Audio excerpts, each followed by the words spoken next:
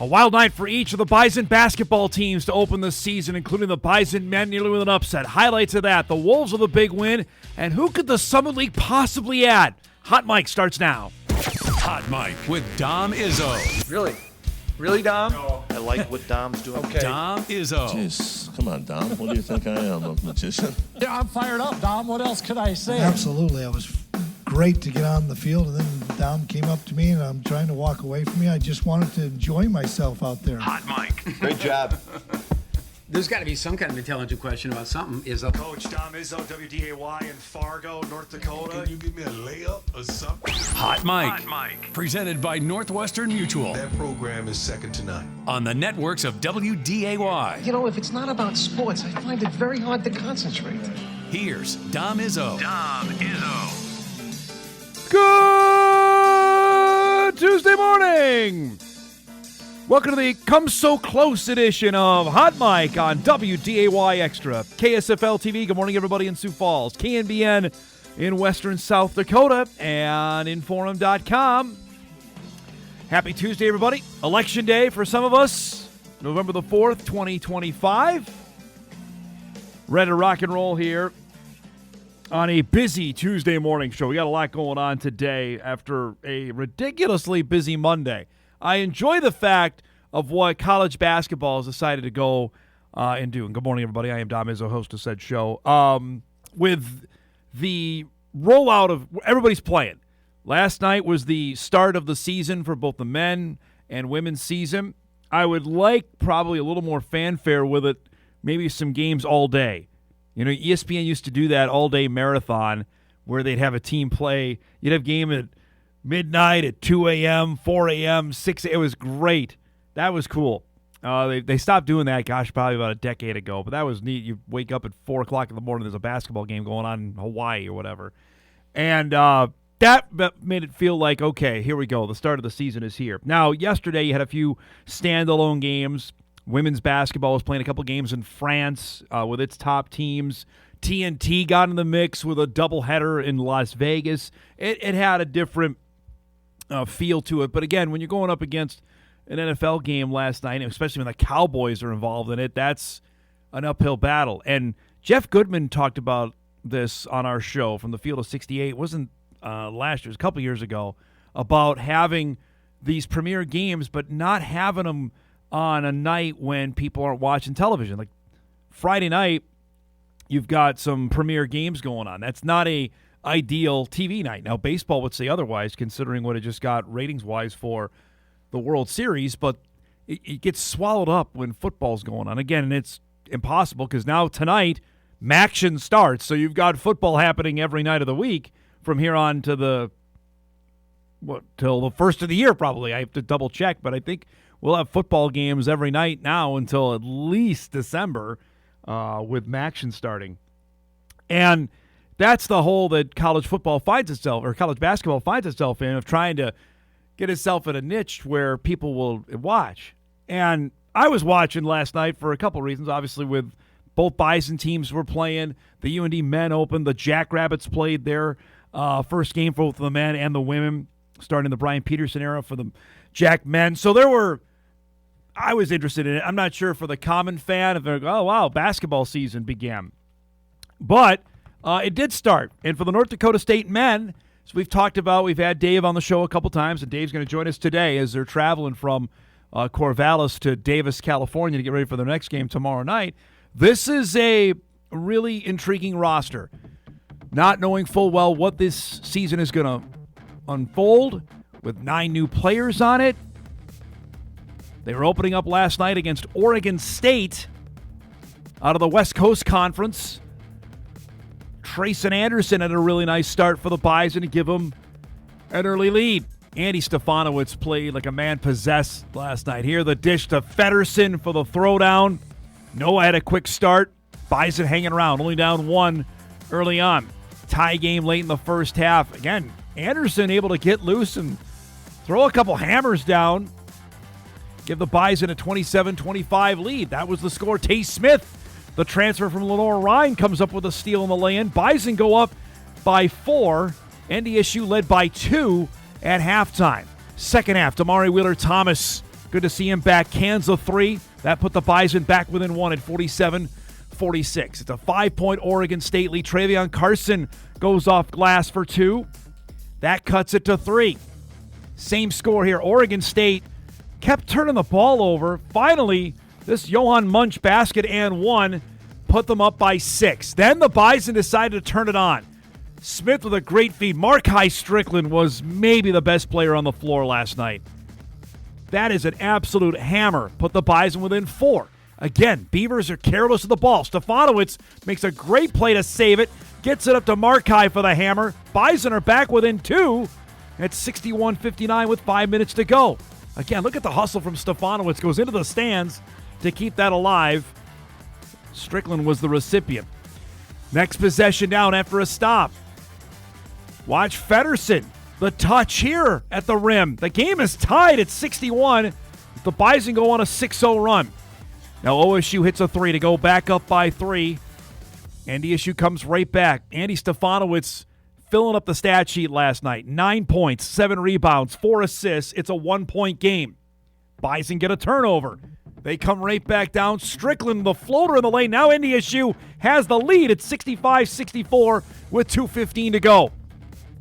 Oregon State hits a free throw to tie it. This is a critical sequence. Feddersen had missed 2 threes in a row, then drives and misses. Oregon State gets it back. This drive and score from Josiah Lake puts the Beavers up at 67-65 with 2 seconds to go. Bison get one last chance. Inbound comes to Stefanowicz. He gets a look at a 3, but it is short. And Oregon State holds on and wins it 67-65. Again, Stefanowicz got a moderately good look.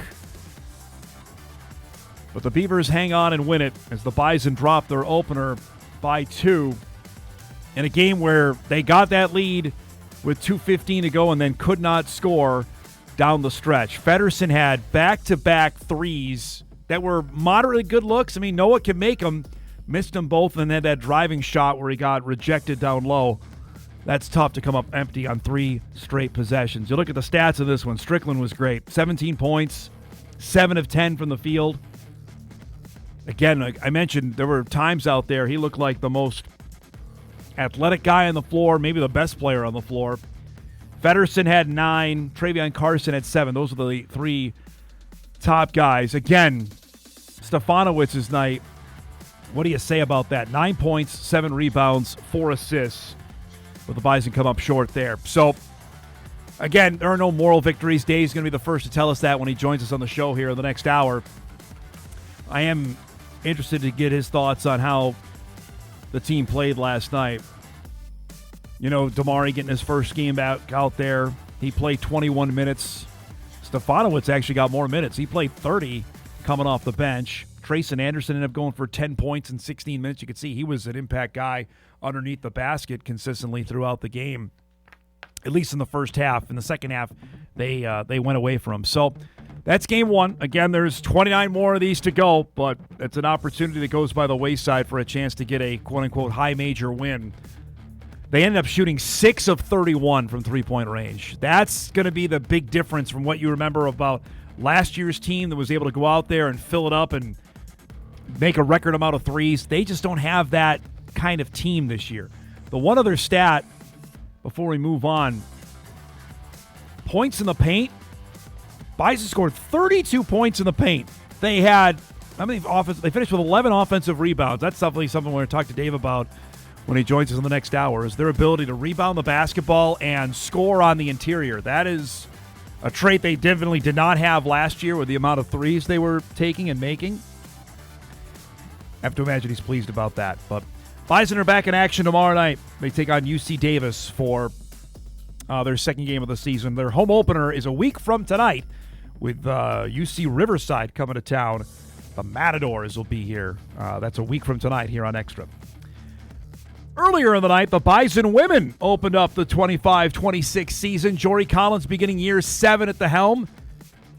A lot of expectations around this team. North Dakota State facing Northern Iowa last night. Jossie Schiller making her debut for the Bison with an offensive rebound. Amelia Hobson hit a couple of threes early on. Gave the Bison a 15-9 lead. in the second quarter. NDSU up 5. Schiller, hey, if you're going to leave her open, she's going to make that shot. Puts NDSU up by 8. They were playing some stout defense here. Here the turnover. What? Carrington Asp, the true freshman, little step through Euro step. Bison are up 12 at that point on UNI. Molly Lenz, nifty feed. Asp, who had 10 points in the first half in her Bison debut. NDSU got up by as many as 15. In the third quarter, they had one of those spells like last year. Coonan knocks down this shot, but NDSU went 6.5 minutes without a basket. Avery did not score in the first half. She lit it up, though, in the second half. That's a tough finish underneath. Bison go up by 7 going to the fourth quarter. Again, Northern Iowa trimmed it to 5. Molly Lenz gets open, knocks down a big 3. That put the Bison up by 8. The Bison are going to be good. They're going to need their role players to make shots, like Abby Graham, who had a tough night, banks in a 3 at a critical juncture. That put NDSU up by 9. Schiller, then on the next possession, down it's a 3, and all of a sudden the lead went from 6 to 12 in the blink of an eye. Lenz hits this jumper. She was one of 4 Bison in double figures. She had 11 points to put them up by 13. Then Coonan was sitting a point away from a double-double. She would get it there on that putback rebound. That put NDSU up by 15. And the Bison women go into Cedar Falls and knock off a team that won 17 games a year ago in Northern Iowa. 63-49 in the final. Coonan with another double-double. 11 points and 15 rebounds. Jossie Schiller goes for double figures in her Bison debut. Marissa Frost had double figures, as did Molly Lenz. Carrington Asp was really good last night in her debut, scoring 11 points and 5 rebounds. That's the freshman who enrolled early. She was on the team last year, obviously couldn't play, but was here the entire second half of the year. Jory Collins told us repeatedly on the show that she could fit in and do quite well. Well, that seems to be accurate there with how she played last night. Now, a couple of injury updates here, and we'll have Jory join us on Thursday to start his weekly appearances. Riley Simon did not play, still recovering from her surgery that she had. Remember, she got injured in that final game of the year against Troy in the dislocated kneecap, which just sounds painful. That she's on her way back. And then McKenna Johnson, the true freshman, Sophie Hawkinson, the other true freshman, were the other 3 that did not play in the game last night. But a solid win, and now we get to see the Bison women coming up on Friday night against Gonzaga to open up the home schedule. That should be fun. That'll be the Zags opener, so that'll be their first game of the season, while the Bison will get to have already one game under their belt. Last thing before we wrap up our opening segment, get you set up for a busy Tuesday show.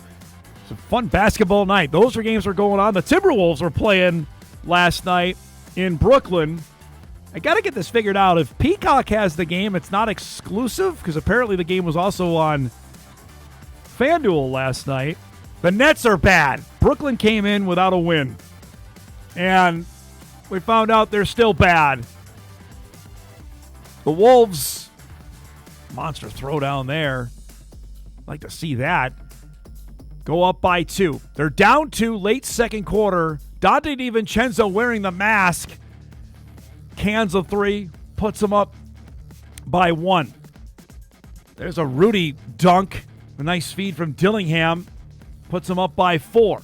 It's a 6-point lead. Dante playing back in the New York City area. Of course, he was a star for the Knicks. Hits that 3. But back come the Nets. Tyrese Martin cans a 3. Look out now. This game is tied. It's a 7-point lead. Finally, Nas hits a big shot there to put him up by 10. Then another Dante 3. He was in the same spot.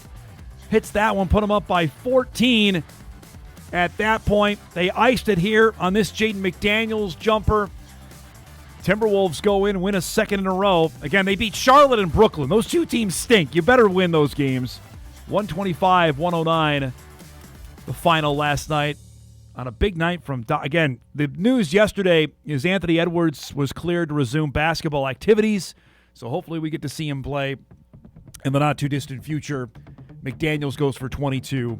Wolves in action tomorrow night. They got the Knicks at Madison Square Garden. So good win there for the Wolves, and hopefully they get Ant back in the not-too-distant future. Just real quick on the other games last night around the Summit before we wrap up. The Jackrabbits got a nice win last night. They beat Merrimack. That was in the Field of 68 marathon. That was happening down at the Pentagon. Omaha lost its opener to Murray State, same site. That was in Sioux Falls as well. UND fell by 29 to Alabama. 91-62 was the final in that game. Eli King was the top scorer for the Hawks. He had 11. Garrett Anderson had a nice night, the San Jose State transfer. We talked to him on Summit League Media Day. Kansas City got a win over a non-D1. South Dakota lost at home to Utah Tech, 81-79 in overtime. I don't know how good Utah Tech is. This is their last year in the WAC before they go to the Big Sky, which is a segue for what we're going to talk about our next segment. So they fell. And then St. Thomas lost handily to St. Mary's, which there's no shame in that, 84-58 the final. And the other game we were keeping an eye on was Denver, Tim Bergstrasser's debut. They lost to Seattle, 84-73. Former Bison Jeremiah Burke had 21 points. Remember, he transferred as well. He went from NDSU to Denver. He scored 21 points. Logan Kinsey, the former Dragon, at 15. Carson Johnson at 18 in 32 minutes. So the guys that Bergstrasser brought from the Fargo-Moorhead area were okay in their D1 debut, but they came up short last night. So that's a look at the Summit League men from last night on the opening night of the college basketball season. We are off and rolling in 25-26. We're also off and rolling on Hot Mike here. Our guest lineup is brought to you by Northwestern Mutual on this Tuesday morning. Mike McFeely will join us coming up at 9:35. I know Mike was watching each of the basketball games. I don't know what we're going to chat about, so we're keeping a blank slate today. Wherever he wants to take us, we shall go over his tour with us coming up here in just a little bit. At 10 o'clock, I mentioned David Richman will join us via the phone as they're on the bus traveling his mid-major life in the non-conference schedule. But we'll get Dave's immediate reaction to last night's game, what he thought of how Game 1 went, and look ahead to the matchup with Davis coming up tomorrow night on the road. And at 10:35, Steve Laqua will join us, Dragonhead football coach, after the big win on Saturday. They won the Axe back from Bemidji State, and now a historic weekend is on tap for MSUM. For Gage Florence, the pride of Velva, North Dakota, who's standing 5 receptions away, becoming the all-time leading Division II receiver in history. Likely going to happen this weekend against the University of Jamestown. It's their home finale. We'll talk to Steve about all that and a heck of a lot more coming up at 10:35. That much more here on a busy Tuesday morning. We'll take our first break. We come back. We didn't have time for it after the news broke on Friday. I've got in my hand who in the world can replace Denver. What's the Summit League doing? We'll try and answer that when Hot Mike returns on a Tuesday morning. We're back after this.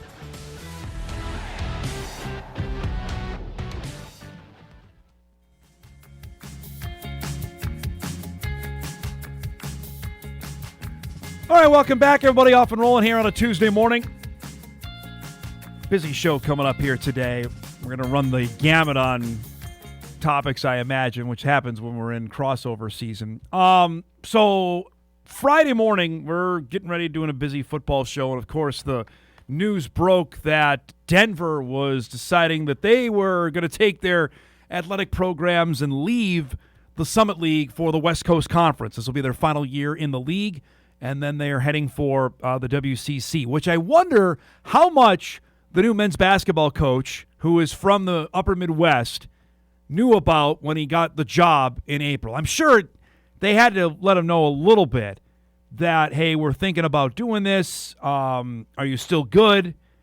Knowing we're going to start playing teams on the West Coast in California and Washington, that we're not going to be playing teams along I-29 anymore. I can't imagine that they would have not told him exactly what was going down with their situation. The Summit League, in all of its wisdom or glory, however you want to put it, put out a statement on Friday. The Summit League and its member institutions have maintained a commitment to developing student-athletes through exceptional experiences across broad-based athletics and academics for more than 40 years. That focus will not change for the future. The The league always has been and will remain steadfast in continuing efforts to pursue new members who align with the strong academic and athletic values of our existing institutions.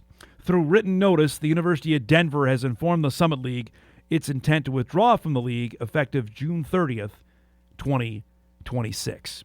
So, as of now, on November 4th, 2025, if we project ahead, the league will then be down to 8 members, 8 full-time members.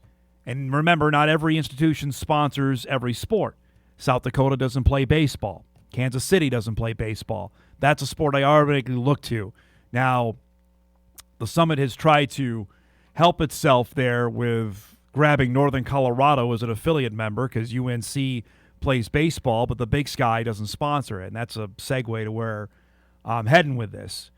Now, I got at least 15 or so messages after we either signed off the air or brought it out about, okay, what are they going to do? What's going to happen with the league? Who are they going to go get?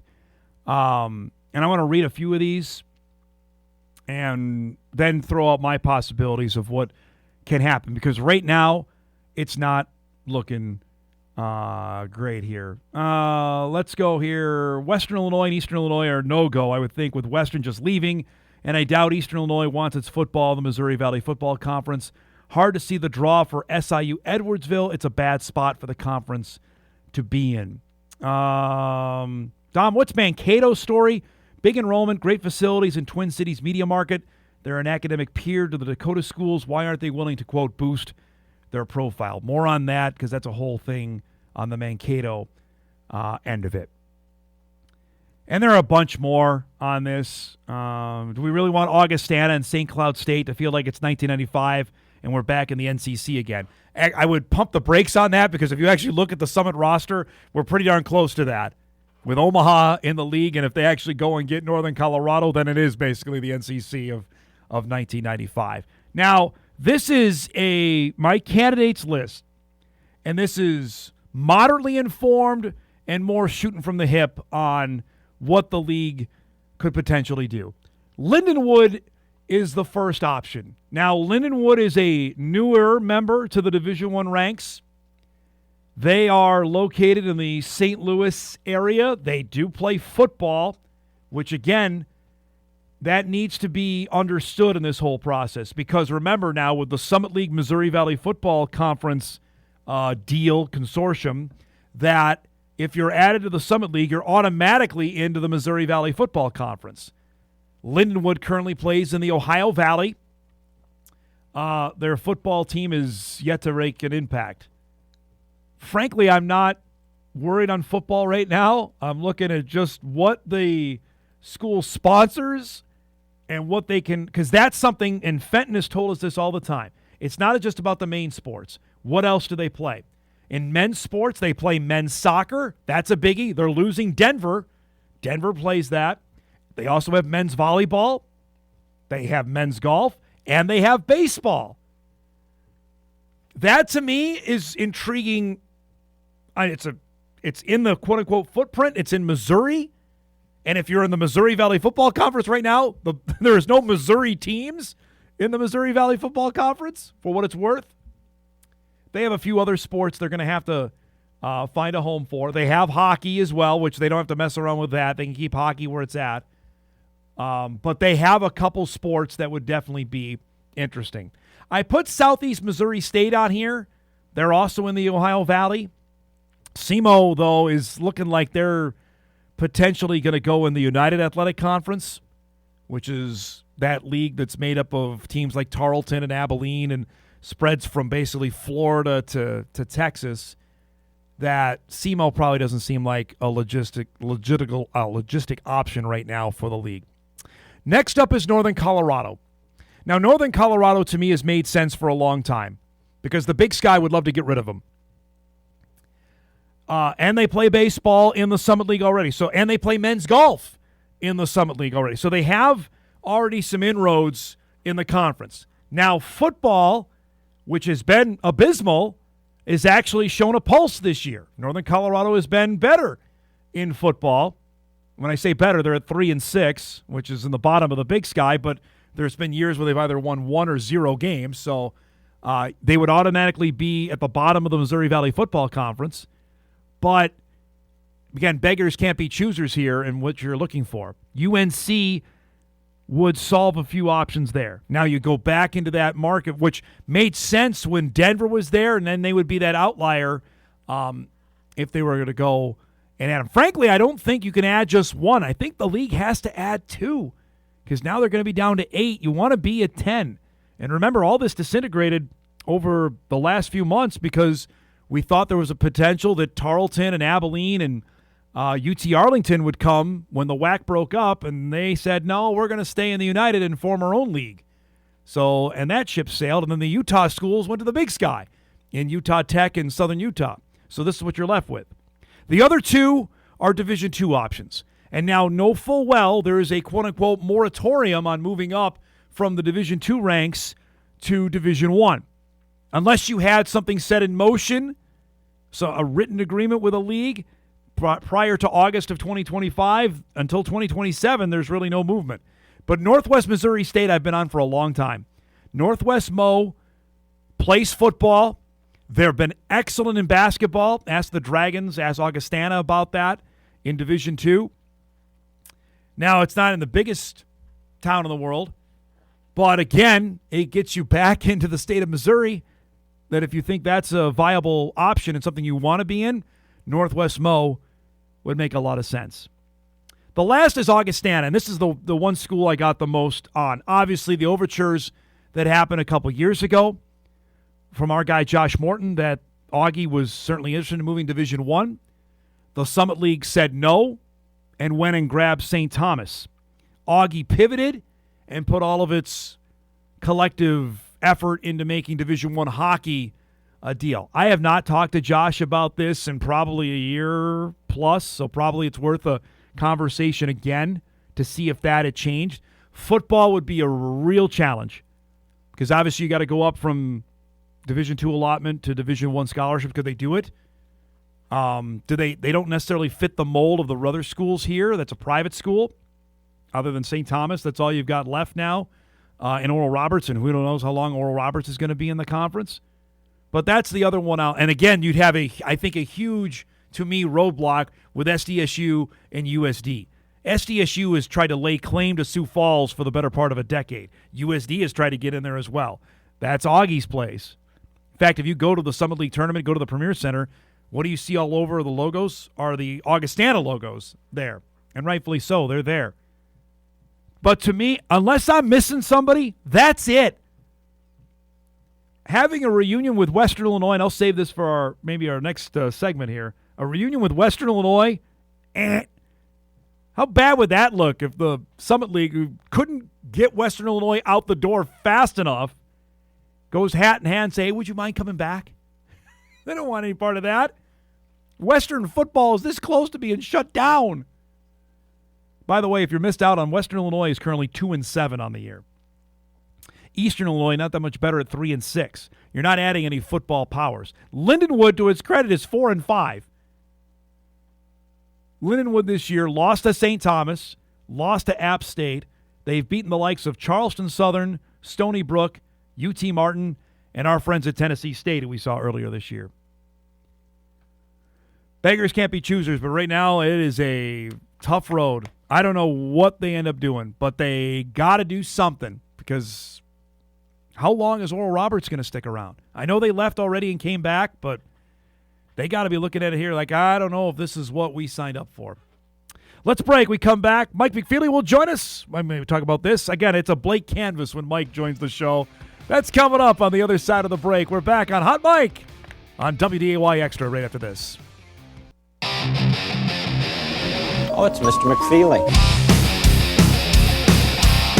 I have seen the future, and he was wearing number 5, and I ain't talking about Robbie Grimsley, folks. Took out the muffins, took out the trail mix, took out the cookies. They stole the monster cookies. Wow, that's awesome. That is so awesome. Let's do some broadcasting. All right, here we are with our guy, Mike McFeely. Joins us each and every Tuesday at 9:35. How I know your segment is so popular, I got emails here like days in advance waiting for, hey, can you ask Mike this when he comes on the show? Well, what I'll say is I actually have my own email inbox now at the forum. Really? Yeah, we have your own everything, huh? We've got Computer? the technology. Laptop? I have my own laptop. I have an office With a door and everything? with a phone Windows? and a door and email. Wow. Yes. Yeah, it's true. And so if people just want to get a hold of me Well, hey. directly, they can. Believe me, I know that some people have done that directly too. Yes, So, yes. Hey, before we get going here, I need to man. do something here. So Sure. I play golf at Village Green Yes. Golf Course in South Moorhead. Right by down my haunts. Your neck Love of the it. woods. Yes, it is. Your nape of the neck. And Randy DeBolt he's the guy. He doesn't run Village Green. He runs the men's league. He's like Mr. That guy. He's just an absolute golf nut.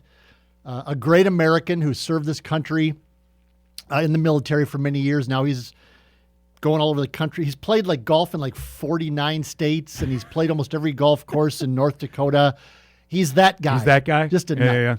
So I walk into the pro shop the other day to play golf, and Randy is helping two gentlemen because it's actually a pretty busy day. And he just stops what he's doing because this is Randy's personality. He stops what he's doing. And he goes, "Hey, I got something for you. You can bring it on the show." And I'm going, "Okay, what? What are we talking about here?" And from behind the counter at Village Green, he produces Oh, look at this. that. Oh, my gosh. a New York Jets Look at that. tractor trailer toy. I love it.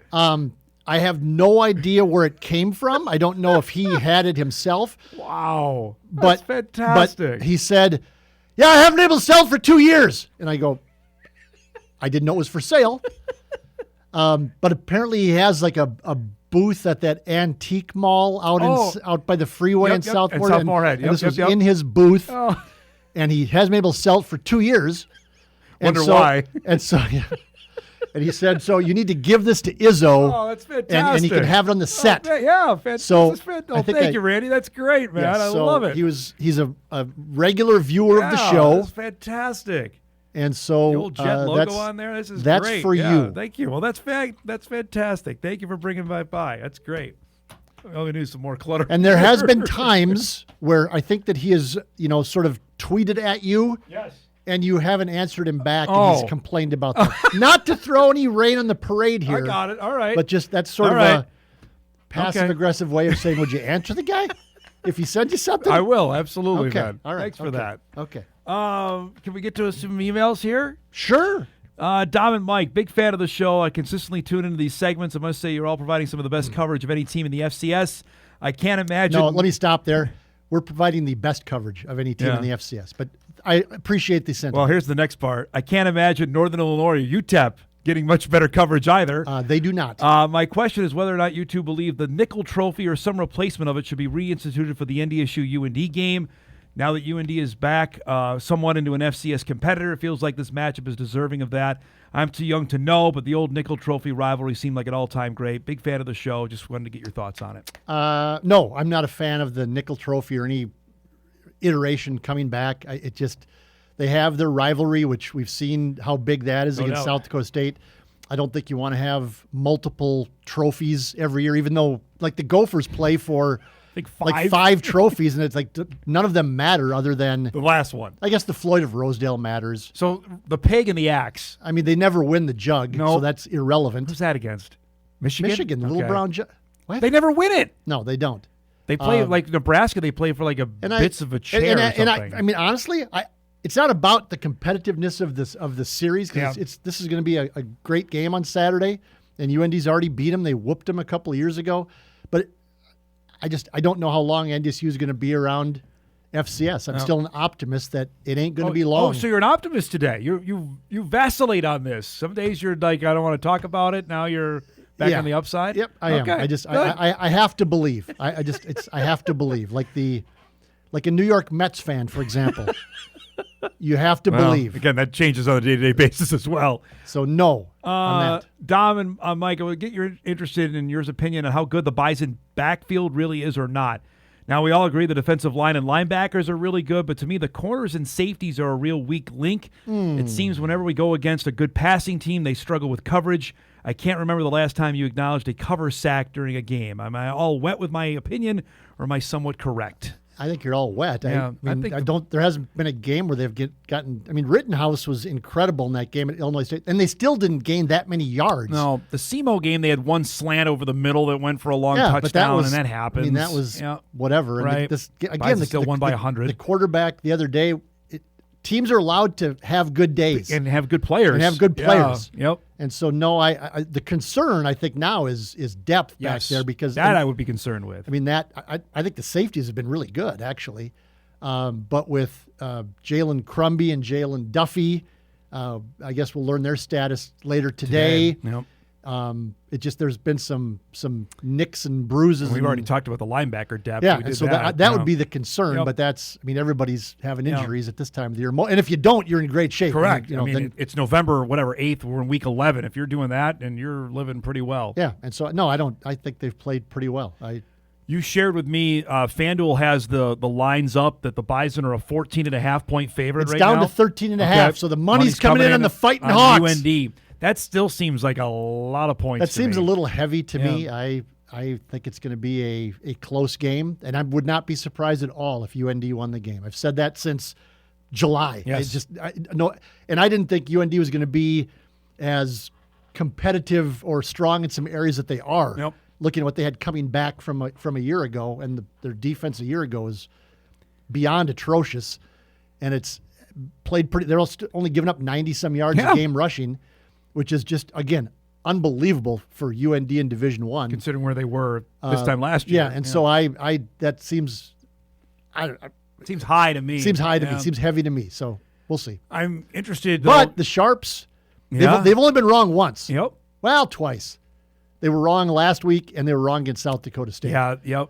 Well, what was the line on the Jacks? Oh, it went up to 7.5, and then went back to 6.5 or 7. Toward kickoff, and that did not work. Did not work out. And last week I think it was 26.5. It was a lot there, and that, which seemed fine, but it was. I'm getting. I did get a couple of messages, and I've run into a couple people about, oh, what's wrong with NDSU? Oh, they're not that good. I got plenty of that yesterday. And it's like again, look at even the most dominant seasons in NDSU history. Yes. They have close games. Yep. It's college football. I would look at most recently, look at South Dakota State's 2023 season. Yeah. That's one of the top 5 FCS teams of all time. And they had a couple of close games where you just went, woof. They could have lost. They should have lost to Montana State. The game in Brookings. Yes, and they had another one, I think. During the season, they had another one. I believe, was it Northern Iowa? Might have been Northern Iowa. Northern Iowa wasn't any good. Yeah. It's just, they're college kids. It's college football. It's just stuff happens. Stuff happens. Yep. It's sandwiched in between, by the way, SDSU and UND.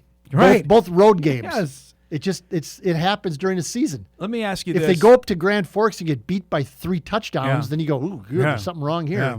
But if they go up there and they lose by a touchdown, they lose by 3 points, or they win by 3 points, any win at this point, you clinch the Missouri Valley Conference. You pretty much assure yourself of the top seed. I think there are, top 2, I think they're already there. But you would assure yourself 100% of the top seed because you're probably going to beat Northern Iowa and St. Thomas.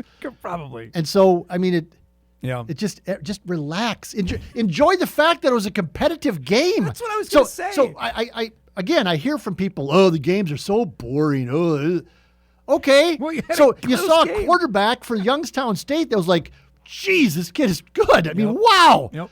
And they couldn't sack. They couldn't get to him. No. They couldn't sack him, and then he's throwing it downfield.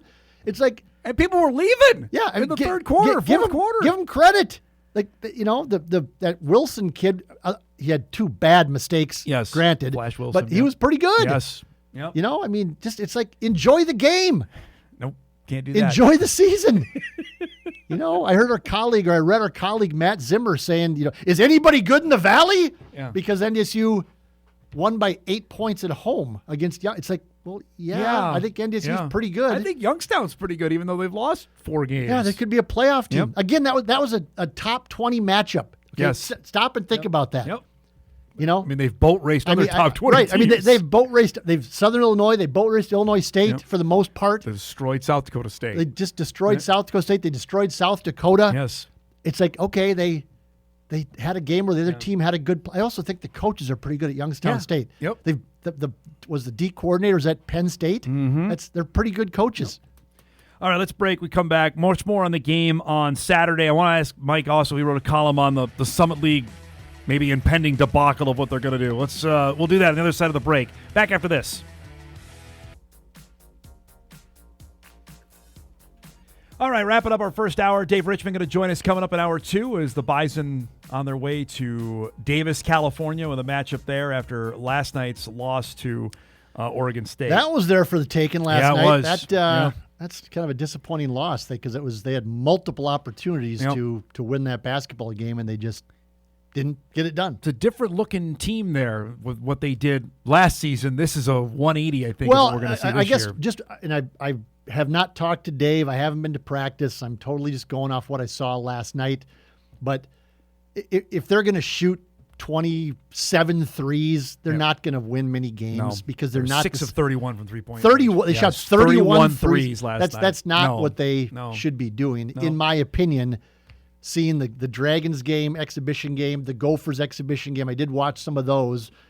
And then this game last night, they're not a 3-point shooting not like team. we were last year. But they're insistent on firing 31 threes. Yeah.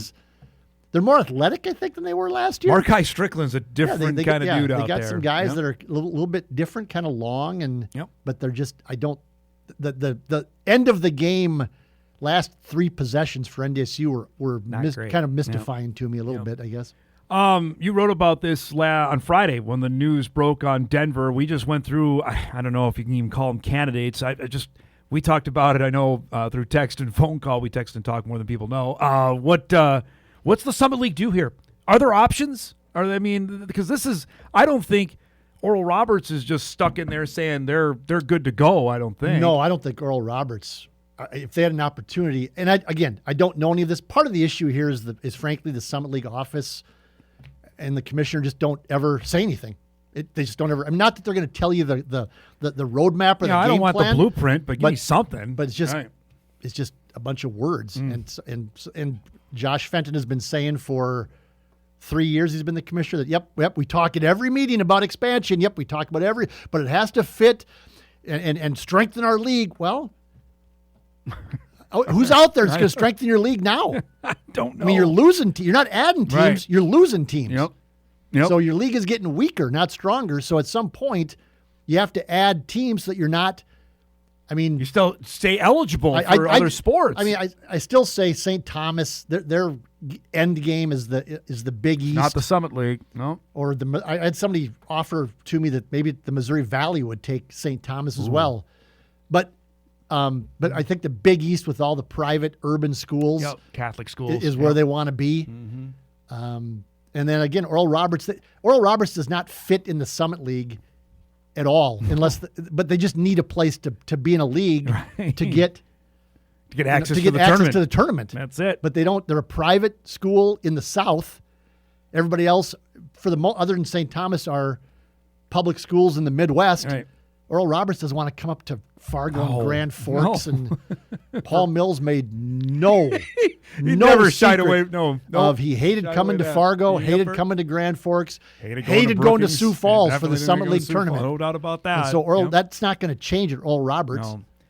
But who are you going to go get? I mean, you're Lindenwood. I offered the 3 possibilities if the Ohio Valley falls apart, which it seems like there's the possibility of that happening. Ohio Valley is not on great terms either now. That's what I called it the doomsday scenario for the Missouri Valley Football Conference because of this new caveat they have that if the Summit or the Missouri Valley multi-sports leagues add a team, they automatically get their football team, if they have one, into the Valley. So that was a great move by this new Summit League MVC. Because I don't even know if the Missouri Valley basketball is looking at anybody, because there's that caveat as well. If they had something, they could go in to the Missouri Valley Football Conference. Right. Yeah, so I don't know. know. Go do there. Again, I don't. Right. You try to talk to people, and it's just everything about the Summit League is a state secret. You can't. I tried to find out like what other cities were bidding on the tournament. And it's like you're talking to the Kremlin in 1973. It's like, oh, okay. Like if you on one hand, the Summit League says it wants to be out there and drum up interest in the league, and the second thing, everything they do is the opposite of that. Yep. You're taking rivalry games away from local broadcast partners to put them on CBS Sports Network, which draws, my guess is, less than 5,000 viewers nationally. If you put a Summit League game on at 3:00 in the afternoon on a Sunday in January on CBS Sports Network, you can call it national television, and I can call myself a PGA Tour golf professional as well, and neither of them are the truth. Just because I can call myself whatever I want to call myself. It just doesn't matter.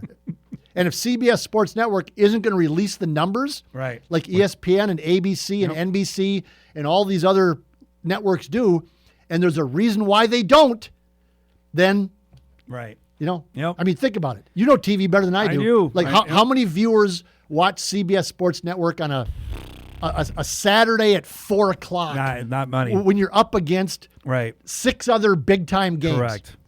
Correct. They have to have programming on because they have to have programming on. You're taking away the broadcasts from the local broadcast partners who can put it statewide in one case, who can put it all over South Dakota and North Dakota and western Minnesota in another case, and you're doing that for a network that very few people actually watch for no financial benefit to the league whatsoever. In fact, they took away streaming money, from what I understand, from the league schools, South Dakota State or Denver, as 2 examples, just to say, people used to pay the school to get the streaming to watch the Jacks basketball games. The league took that away and gave it to Midco, and I don't believe that they return any revenue back to the schools. That. No, the schools don't get any of that. No. So so if there's some secret plan out there to add some top-notch talent, but imagine if they have to stand up there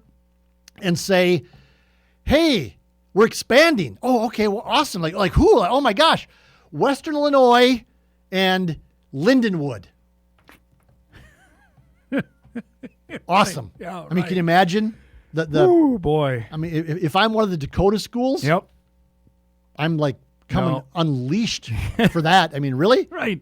And again, because of the agreement, their football teams would be in the Missouri Valley Football Conference. And again, the other Valley schools don't care about the football. No, they don't. They openly. Illinois State doesn't care. I mean, if they add Western Illinois, just another win for those programs. Correct. They take it. They'll get their 7,000. That's why Murray got in. Right. I mean, so nobody else cares about this except for me, you, and some people at North Dakota State. Other than that, nobody else cares. And I understand that. That's fine.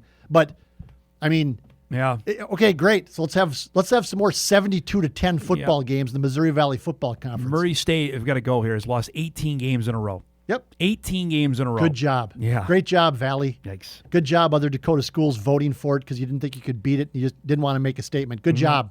Yep. Again, Dean Brashani, whatever faults that Brashani had, at least he had the coconuts to vote against Murray State. Yep. Thank you again for Randy for this is fantastic. Yes. This is awesome. Thanks so much for that. Great to see you, my man. We'll see you later today at Tim Pollock's press conference, which I'm sure will be very calm. Actually, you won't because I screwed up. What? And I made I still have DirecTV.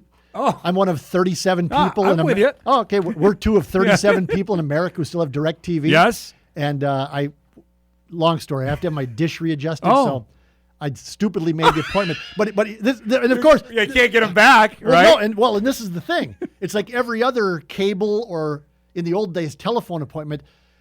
The appointment's from 1 to 4. I'm going, well, that's not really an appointment. Nope. That's a window. That's sort of like a general rumor of a window. Like concept of a plan. It's the concept of a plan. So can you narrow that down so I can live my life a little bit? No. Oh, all right. Well, okay. Oh, you can watch it. You can stream it on your phone. I'm sure I will. I'm sure you will. Yeah. Good to see you, bud. Mike McFeely joining us every Tuesday. We'll break. We come back. Dave Richman will join us. via the phone as the Bison men lost their opener. We'll get his thoughts on the game with Oregon State. I'm sure he'll be in a lovely mood to chat. We'll do that on the other side of the break.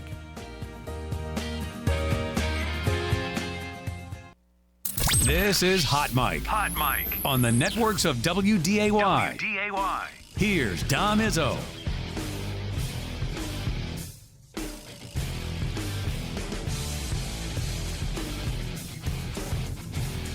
All right, welcome back, everybody. Hour 2, ready to rock and roll here on this Tuesday morning. Steve Laqua going to join us about a half hour, chat about the Dragons' upcoming game with Jamestown, potential record that's on the line there for the Dragons. But it's Tuesday. We had a chance to visit with North Dakota State men's basketball head coach Dave Richman as the Bison played late last night in Corvallis, Oregon, now on their way to Davis, California. Such as life on the road for a mid-major team in non-conference play. I appreciate the time as always. I'm not sure if you wanted me to be the first person to talk to you on the day after a game, but give me your thoughts on how the game played out last night. Yeah, when you're 2 hours behind your local time, you're not the first call. I've gotten some random text like, "Oh, I'm sorry, I didn't realize it was 6:30 your time." But no, clearly, like anything, right? This isn't a program built on moral victories, Dom, and we didn't get it done. We had some opportunities to finish both ends of the floor, and we weren't able to do that. And so, from that standpoint, it's got to be a learning opportunity for us. And that being said, I saw a tremendous fight from our group, and early on with the brand new group that we had, and on the road against against a team where it's a guarantee game for us. Plenty of things to build off of, but we got to make sure and build off those. We can't let Oregon State beat us twice. Tell me about how you felt the last 3 offensive possessions for you. I know Feddersen got a wide open look at a 3. Just going back at it now in your mind, how did you feel about those last 3 possessions you had on offense? Yeah, I think our process was very, very good, Dom, and at the same sense, the ball just didn't go through. Yeah. And I thought they were aggressive, confident shots by Fetty. And, like I've said many times, I think we're all learning each other. We're learning new roles in situations. Sometimes Noah gets a bad rap of, your expectations of this, that, and the other. Well, Noah is learning to be more of that guy now. Last year, it was Jackson Money.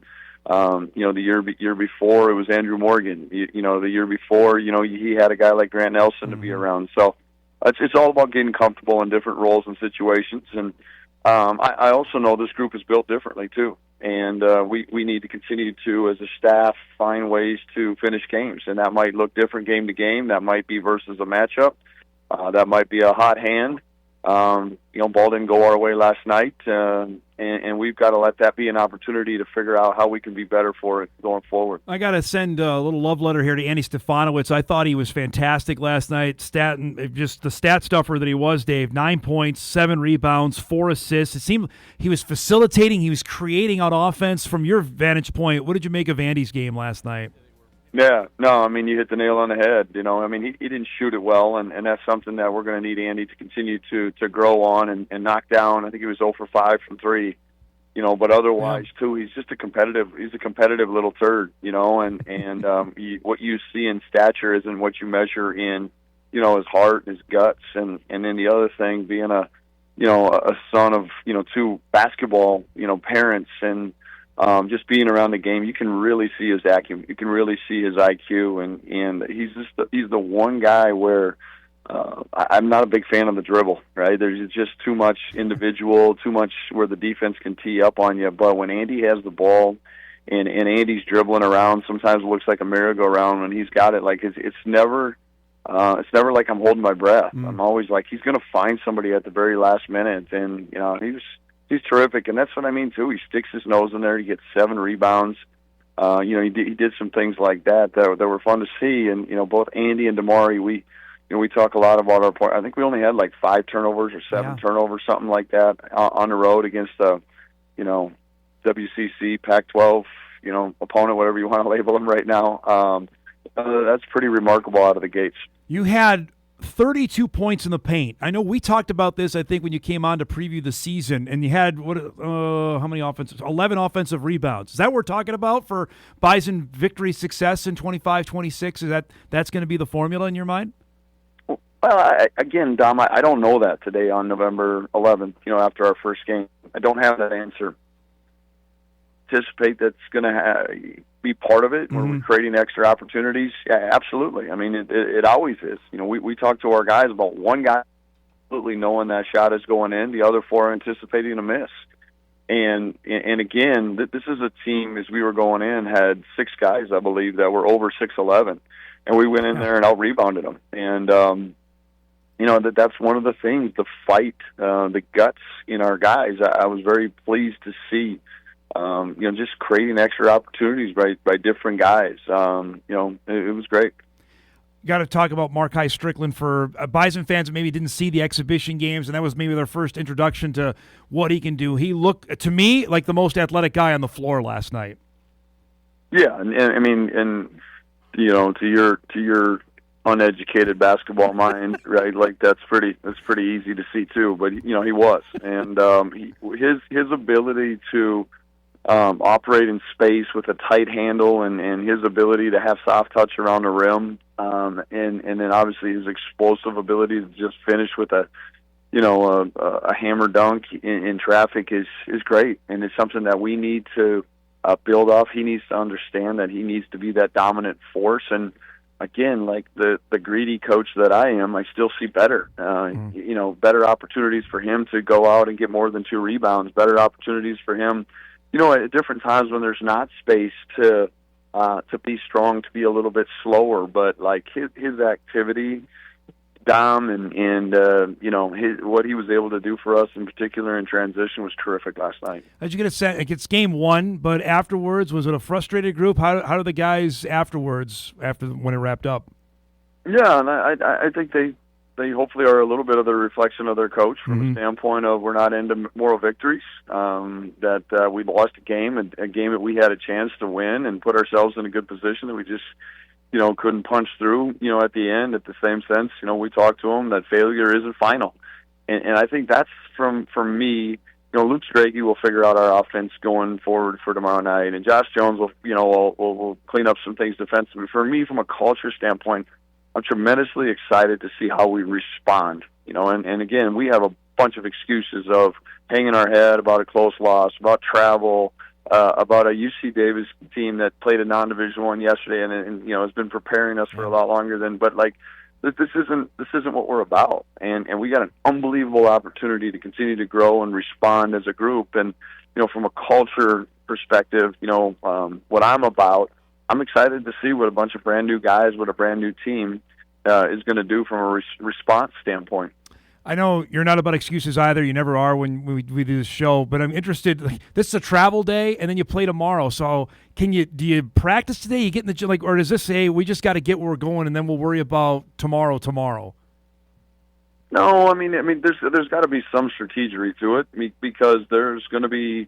You know, we're always starting with the end in mind. And, you know, these games are so vitally important for growth, but they're also preparation for, you know, late December and ultimately January, February, and March. And so we're going to play some Thursday games on the road and then travel Friday and play some Saturday conference games.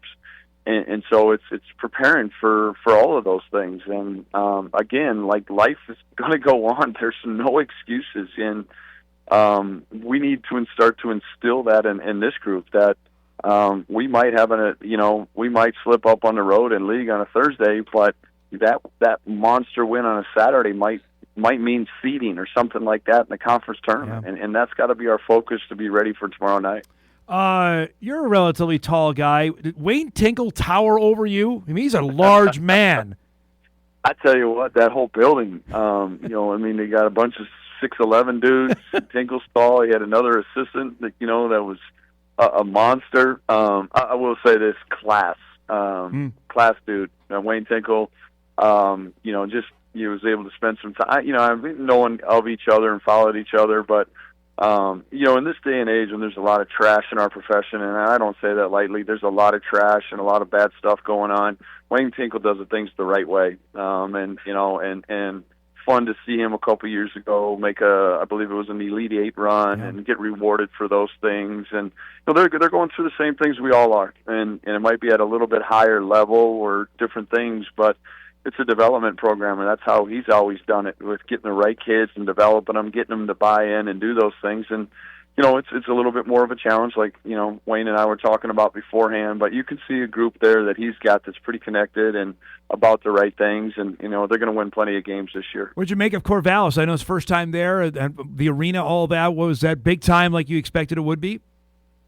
The arena is the building is old, Dom, like old, and we had Todd Phelps with us, and Todd was, spent a year out here, and I think he told me too. Originally, it was a bomb shelter back in the 40s, and it has some of that resemblance. But yet, when you get into the arena, it's got some updated feel with the scoreboard and the seats. But I think for the other old 47-year-old that I am, and looking at life through a different lens, like a beautiful area. You see mountains, and right now we're driving, and it's very pretty. The trees are turning colors with the fall and things like that. So. Now, it has rained. It's foggy. So you do feel like you're in the upper Northwest. So for yourself here, when is the page, is it already turned to Davis in terms of preparation for you, or does that happen as you're traveling? Give us the lowdown on that when it's okay. Now it's on to Davis. No, not quite yet. Okay. There's definitely, there's not much. What I've learned is, the post-game locker room is not about me, and I've grown matured a little bit in that area. That we get in and out of there because no one's they're frustrated, or the other end they're too excited to listen to anything that I have to say. So no, like there's too many opportunities to learn from last night that I got to get in front of the group, at some point today here and address and clean up and praise and do all those things. And at the same sense, I think my biggest message is going to be like. Not letting failure be final, and making sure that we learn from last night, but then we move on and keep working, keep grinding. I got a couple minutes left for there, and I appreciate you doing this morning. I haven't had a chance to ask you. We've talked about it earlier. I know you're in the submarine now with the season going, but Denver has made its intentions known that they're going to leave. I know that probably doesn't come as a surprise. You're on this. I know you know what's going on, but I guess my question is, and you and I have talked about it, what does the league need to do to make sure we get a couple more teams in here? I know you got to be worried about that, or at least concerned about it. Yeah, the worry and anxiety isn't something that I hang my hat on. At the same sense, like there's certainly intrigue. And I get it. There's a lot of different levels of. We have a certain profile that the commissioner and the joint council and ultimately the presidents want. But I can also tell you this, and I'm just going to vomit my honesty like I always do. There's the numbers thing too, and that we want to make sure that I've talked to a couple coaches in the league that we need numbers. It helps from scheduling, it helps protection from the league, and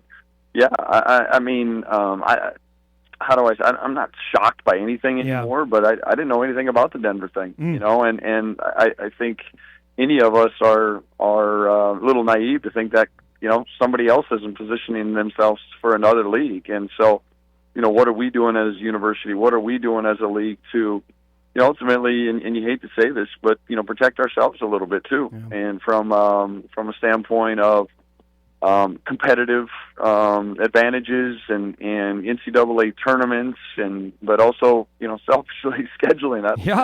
I'd love to be in a league that's got 12 teams, and those things that would make some of that spring a little bit more smoother. But it is what it is. Some of these things are obviously outside of my control, and to your point, I'm in probably the most fun time of year for me these next 4 or 5 months is being in the submarine with our guys, and ultimately feel like you have some control over this time of year. And but we'll fall in line with the direction of the league and our administration, ultimately our university. Last thing before I let you go, I know Kolpak wrote about it last week. To tell us an update on Travion Carson's mom and Tiffany and what happened and how she's doing today, if you could. Yeah, I appreciate that. Like that's the perspective, right? I mean, we lost the game by 2, and we're disappointed about it. But a beautiful young, had a stroke, right? And there's a lot of things, for that 48 to 72 hour period that are going through that family's head and our Bison family's head. And so, just you bringing this up and Kolpak doing the article, the family is so awesome and so humble that they were very leery to do a GoFundMe, and they didn't want attention on TC and some of those things. And so I'm by no means trying to my horn, but like I was just saying, guys, like this isn't about you. This is about mom And so we were able to do some things and raise some money and just give them a little bit of a buffer as they're transitioning with some therapy and Tiffany not being able to work for a little bit. But ultimately, and most importantly, she's on the up and up and trending awesome. in a good, healthy direction. And still got some work to do and some therapy to go through, but making some positive steps, no doubt. That's good news, and appreciate you sharing that. Safe travels, bud. Good luck tomorrow night, and we'll see you next week, okay? Appreciate you, brother. All right, there he goes. Dave Richman joining us as they are on the road from, what did he say? They're traveling from Corvallis to Portland to Sacramento, and then they'll be there for the game with Davis tomorrow night. If you missed the story, and Jeff wrote about it late last week at the forum, Travion Carson's mom, Tiffany, suffered a stroke, and as you heard Dave give us a pretty positive update there. That's good to hear on that. They've already surpassed their fund total for their GoFundMe. It's even raised up now here over the last few days, so that's good to know. And touching back on the travel part of that is life is Division I mid-major of play a game late, get up early, bus to where they got to get to their next plane, flight, bus again, and reset. And they'll be home for a good stretch after that. They don't really leave Fargo for a few weeks until Thanksgiving, and then we won't see the Bison men for a bit, basically till Summit League play gets going. So appreciate Dave's time there, and we'll see how they fare coming up tomorrow night against UC Davis. All right, we'll get back on schedule here. We got a couple emails coming in, a couple other topics we haven't got to here on this Tuesday morning. Steve Laqua about 15 minutes away as well. Back on Hot Mic on this Tuesday after this.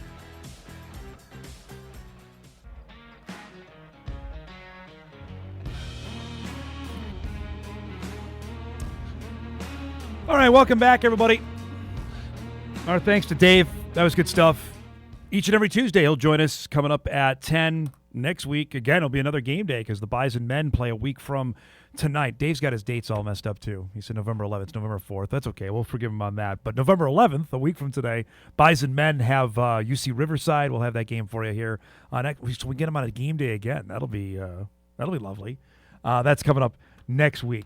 Let's get a couple emails in here before we break, and Laqua coming up in just a little bit. Talk about Jack Strand's 7-touchdown performance for the Dragons in their win over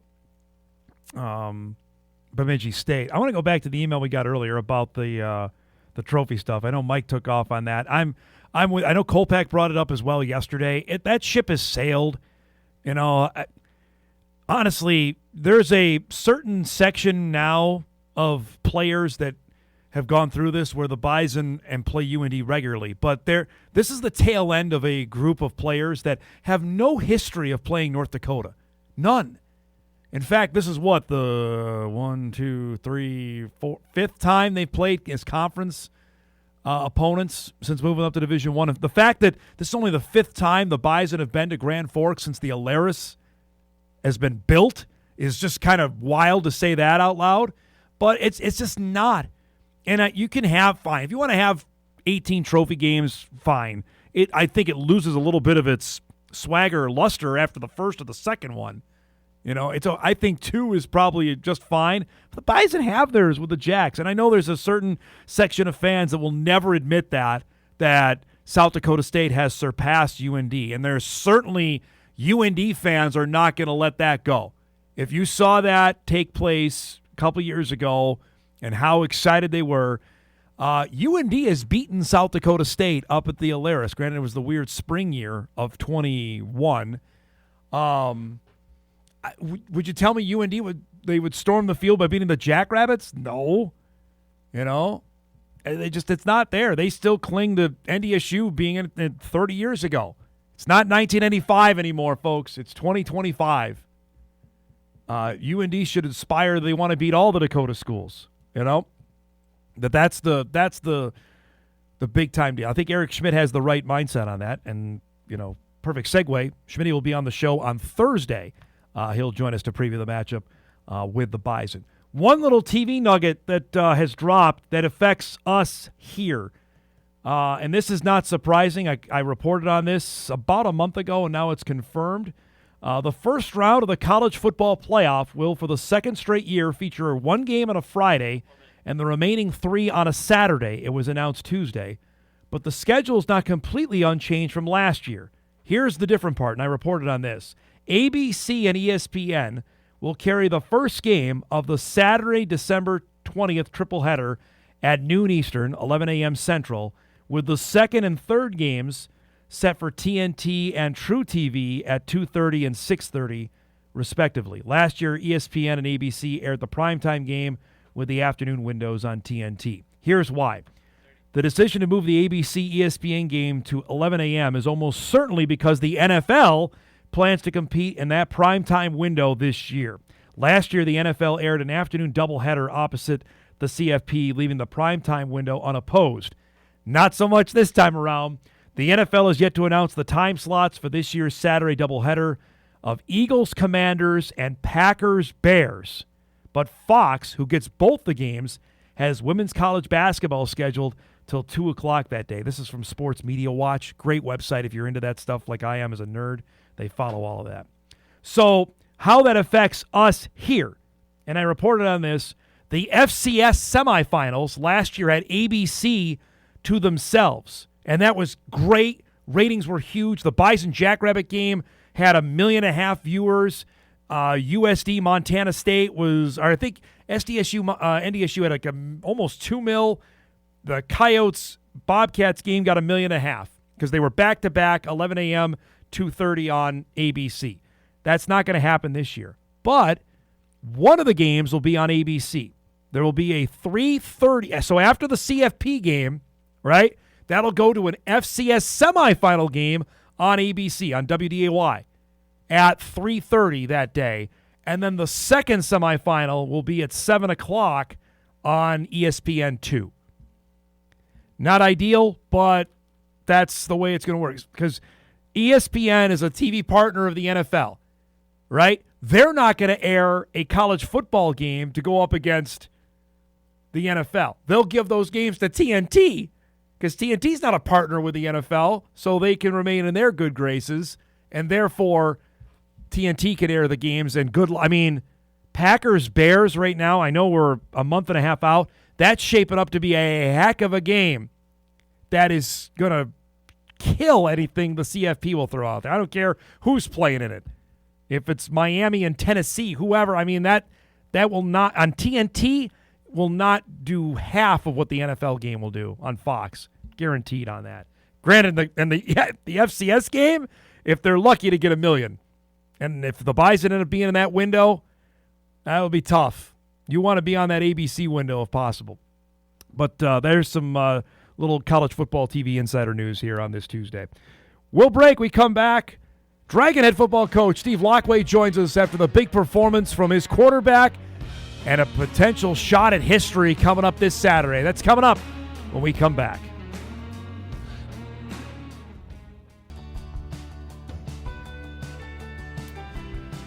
Welcome back, everybody. Final half hour here on this Tuesday morning. Tomorrow, we're heading out to Killdeer. Visit with the Cowboys. They are in the Class A semifinals. This is the number 2 seed. We'll check in with them as they get ready for their Class A semifinal on Saturday. That's coming up on the show tomorrow. But we have reached the part of the show on a Tuesday. We visit with our guy, Steve Laqua, head coach of Minnesota State University Moorhead. The Dragons off a big win over Bemidji State. They took the axe back as they get set for their regular season home finale with Jamestown on Saturday. But inquiring minds need to know, how did Halloween go at the Laqua household Friday night? Well, I didn't realize these trick-or-treaters come around so early. I thought it was going to be safe at work in the walkthrough, so I wasn't quite safe. But then as soon as MSUM volleyball started online, I just disappeared to the basement, let the kids handle the treats at the door, and I went into my own Are you kidding me? You didn't go hand out any candy? Are you serious? Come on. Well, I kept my streak alive, not handing out candy. You told me a story. I'm not trying to embarrass you off air. We got to ask this. Jack Strand's game, which was a record setter, he threw 7 touchdowns. You had no idea he threw 7 touchdowns in the game? No, I heard some sort of announcement at some point in the fourth quarter about a record. I'm like, okay, whatever. Another Jack record. I'm not sure what it is. But then my wife asked me after the game, she says, well, did you guys leave Jack in at the end to get the record? I was like, what records? Well, he threw 7 touchdown passes. Like, he threw 7 today? Holy, like I knew he scored 7 touchdowns. Yes. I just hadn't kept track that he threw a touchdown for each one of them. So, yeah, I don't know if I'm clueless or just. That is tunnel focus, man. Yeah, that is tunnel focus. You are in the submarine. There's no doubt. Well, let's chat about your quarterback because we've done this for 3 years running now about his great performances. But was there anything different that stood out to you? Maybe, maybe not about how he played on Saturday? No, I think he was in the flow of the game, but I think he was enjoying the game. He wasn't pressing. He wasn't trying to make things happen. He was letting the game come to him. I think the receivers did a great job of finding space and making plays. And I think jumping out to a lead early helps, right? It gets you in a rhythm. It helps you feel confident. Our defense got stops. Our first drive was 99 yards. All things that kind of put you in at ease, so to say. We're like, okay, we're comfortable. We can get some things done here. Let's just keep doing what we're doing, but stay focused, stay consistent, and the game will play out for us how we want it to. The fact that most of them are almost like screenplays or run plays for the way he scored touchdowns. I mean, he was making a couple with it on his feet there. One to Gage in the back of the end zone was really, really impressive. How has that evolved with him, his ability to maneuver the pocket and be aware in the pocket? It's been huge. His ability to extend plays from his first year to his fourth year now is a night and day difference. He used to kind of be a tree trunk back there that, they could all come to him and you knew where he was going to be and he took some shots or he'd get rid of it quickly. But now he moves around. He can extend plays. He did that in the game great and found open receivers. Receivers did a good job in scramble drill, but he's done over the course of the last few weeks, not just scrambling to extend it for a throw. He's scrambled to be able to make runs. And so, it's been awesome. You forget, you take for granted some things. The first touchdown of the game, the long one to BP on the post, he's under pressure. He steps up. He throws off balance 1 foot, stepping up, and that thing goes 40 yards in the air. Yeah. Hits a dot that just drops right in, hits him in stride, and BP's off to the races. And it's like it's 40 yards off 1 foot, off balance. That's crazy. He's a phenomenal player. It's fun to watch. Is that what the NFL's looking at, basically, what you just described? Well, I think that's helpful for him, that he's extending plays, he's mobile in the pocket. I think the thing that they look at, obviously there's arm strength, there's character things, there's production, but I think they look at it and go, well, of the difficult things that we have to measure of a quarterback, which is drop back pass under pressure, right? In the NFL, you can, and in college, right, you can hide guys with play action and you move the pocket and you can throw RPOs and quick screens and whatever. The number of drop back passes that he has under pressure, which is similar to an NFL third down, 2-minute drive we have to produce. He's got like twice as many of those type reps as anybody else that they're looking at. So when you're looking at trying to find I don't want to say a safe bet, right? Yeah. He's a Division II quarterback, but they have a lot of data points on here's what he can do on the things that he's going to ask to do at a high level. There's no hiding or masking numbers. This is what it is, and he's doing a really good job with it. It's going to be fun to watch when it's done. We shouldn't gloss over this, but I know you have higher goals, but by winning Saturday, you've guaranteed yourself another winning season, which you and I have been doing this show a long time. There were years that seemed like a marathon to even get to. Do you take that for granted now, knowing you have higher goals, or is that something you still say, you know what, that's pretty good, we were able to accomplish that?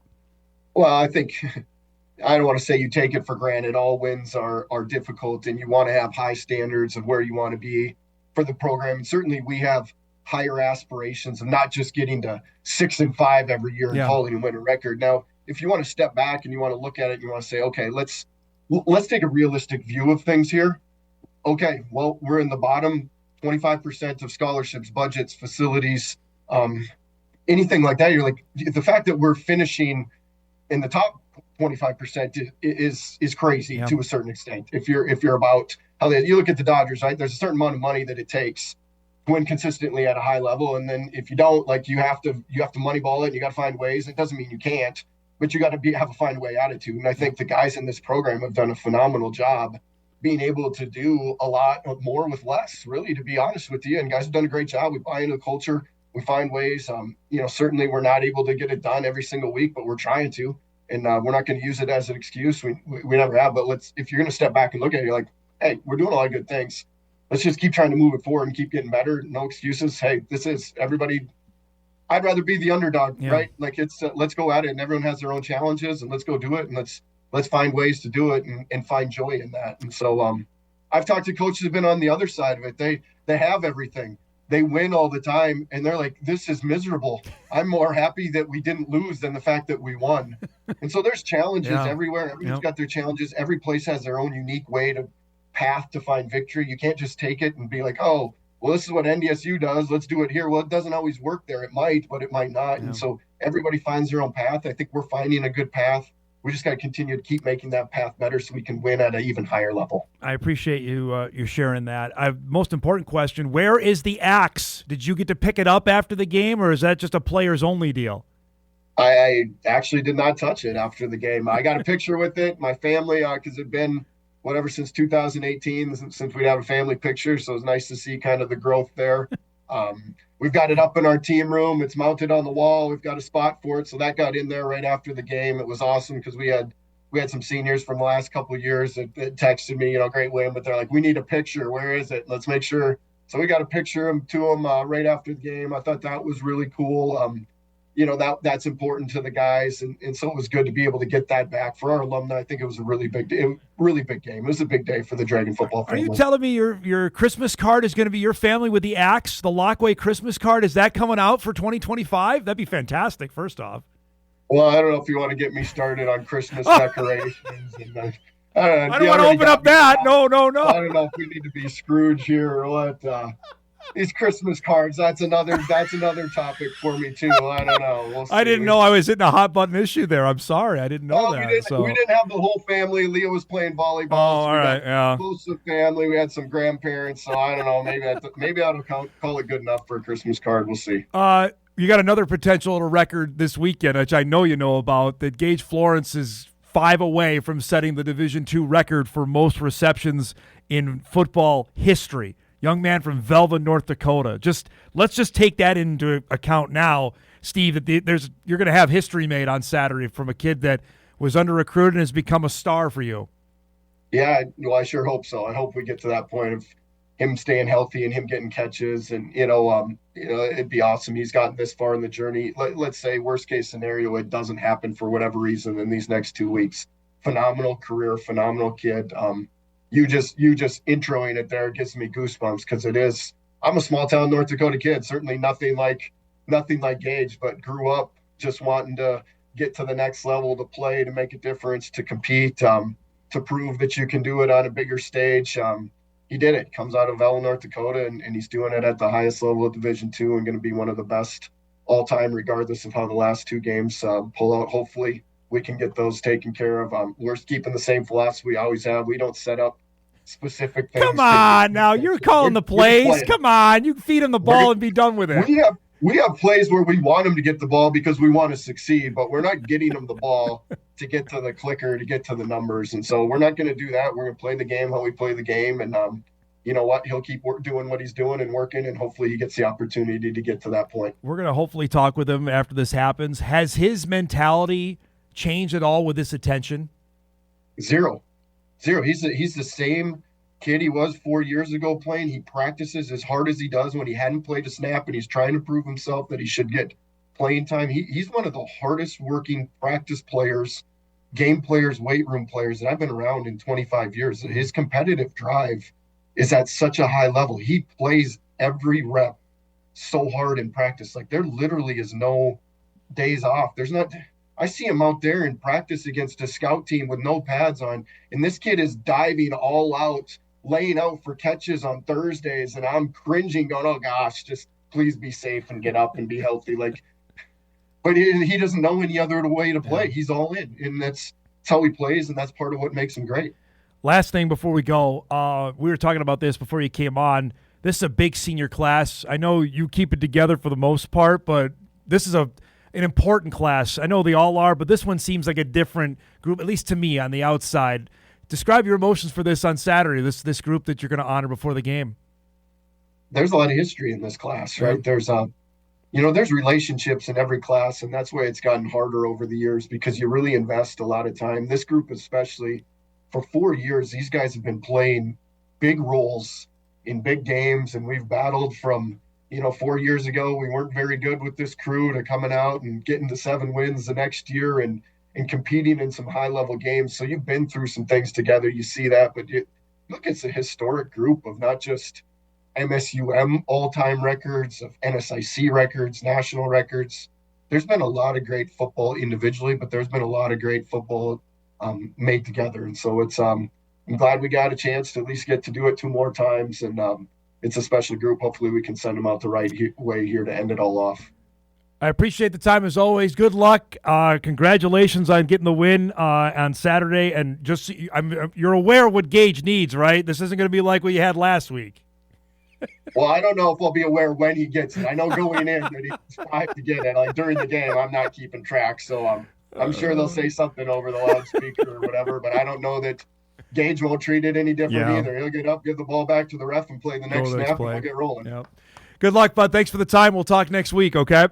Sounds great. Thank you. There you go. Steve Laqua joins us each and every Tuesday at 10:30. Dragons have Jamestown for their home finale Saturday at noon. I would keep, I know the Bison UND game going on. I'd keep your eyes peeled to that.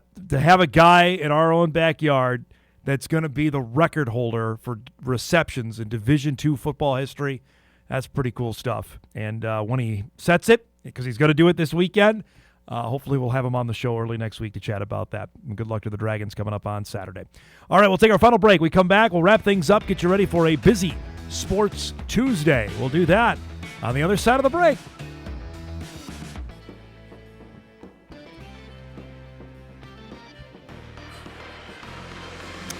All right, wrapping things up here on this Wednesday morning.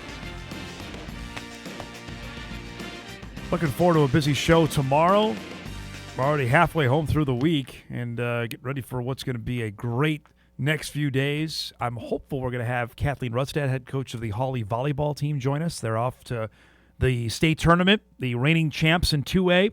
So we showed you them best of the weekend yesterday, them winning the 8AA championship, trying to go back-to-back. Also part of our Wednesday Spectacular. Bison Media Zone also coming up tomorrow on the show. Let's do a couple more emails before we got done.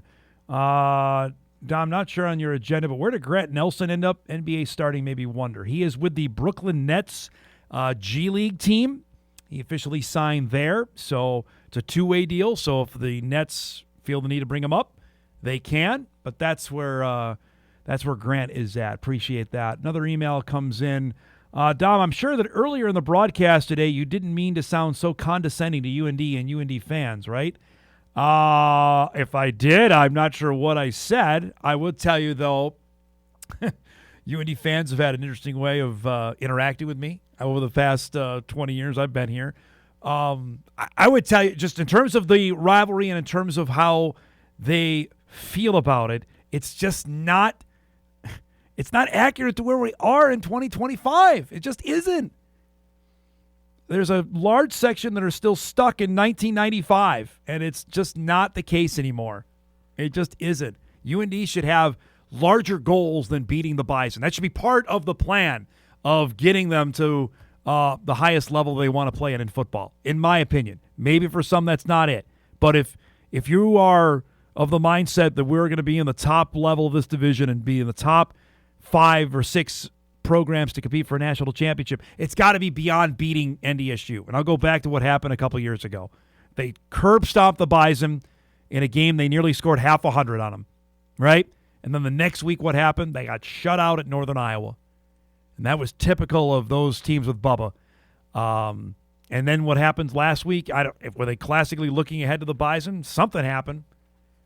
We'll see. I know they're going to have their best effort coming Saturday for NDSU. Let's do some What to Watch before we get out of here.